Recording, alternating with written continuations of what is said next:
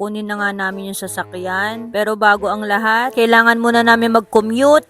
Init na nga si mami dyan, inaasar ko pa. From Malolos, pupunta kami sa Marilao. 45 minutes rin ang biyahe. Kaya pagdating namin doon, nanood muna kami dito. Habang inaasikaso yung mga papers, ito daw muna kami sa customer lounge. At dumating na nga si Ate Melen. Ang dami-daming pinapapirma ang mga papel. At after nga nun, binigyan na si mami ng book. Ayan yung binayaran niya. Ang daming importanteng bagay dyan. After nga nun, dinala na kami doon sa showroom. Nandun na daw yung bago naming baby.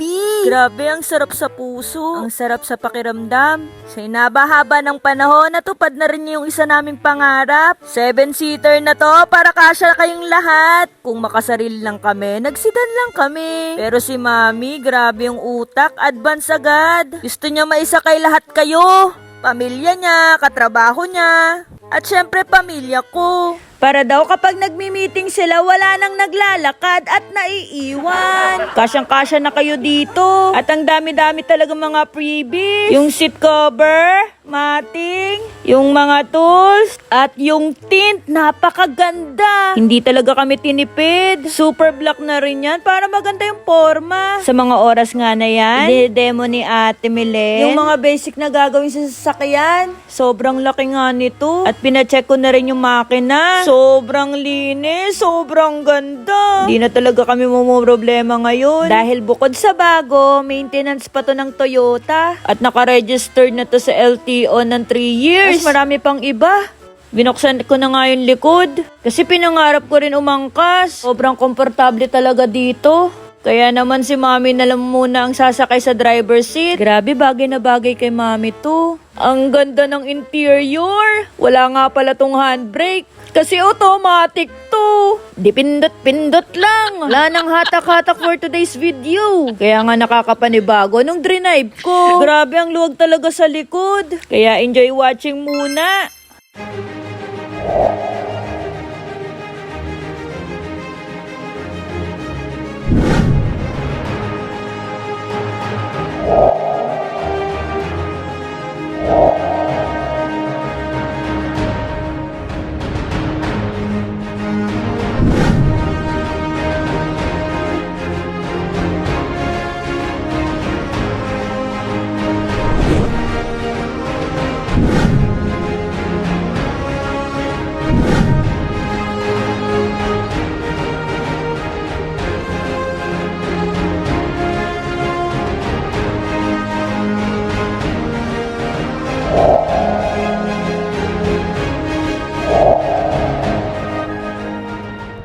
Anong feeling ng mag-drive ng 7-seater?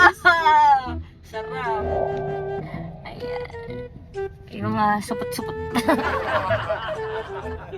Hey. Akong balas eh. Kakantahan ko si Daddy habang nagde-drive siya. Tinamaan ako, tinamaan sa'yo. Ayan sa'yo ni Dad. Siya yung masaya. Woo! Sarap i-drive! At sobrang saya nga namin dalawa. Sa sobrang solid nga ng relasyon namin. Sa tingin namin, perfect couple talaga kami. Hindi namin ma-achieve to kung wala kami sa isa't isa. Kaya masaya ako para kay mami. At natupad niya na yung birthday wish niya. Nakasama ako. Yun lang.